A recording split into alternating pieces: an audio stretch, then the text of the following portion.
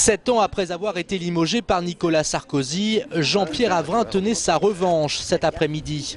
En 2003, le ministre de l'Intérieur de l'époque avait sans ménagement mis un terme à la police de proximité née à Toulouse, sous le gouvernement Jospin. Vous savez parfaitement que l'alpha et l'oméga du travail du policier, c'est pas d'organiser des tournois pour les jeunes.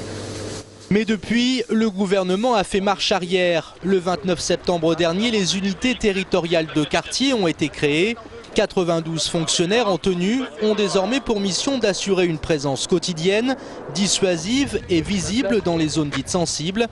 La ministre de l'Intérieur a d'ailleurs annoncé l'arrivée de 8 policiers supplémentaires à Toulouse.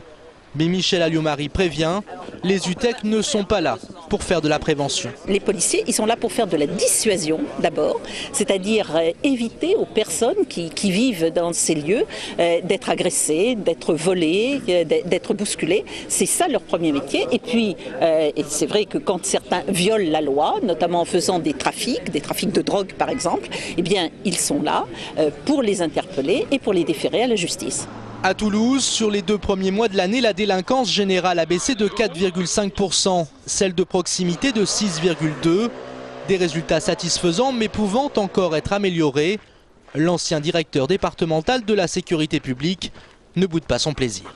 C'est vrai que c'est un grand moment, le retour de la ministre de l'Intérieur, parlant de proximité avec la population, ça m'intéresse. Moi je crois qu'il faut remettre sur les rails le fait que la police est au service des citoyens et à partir de là, ça décline les missions.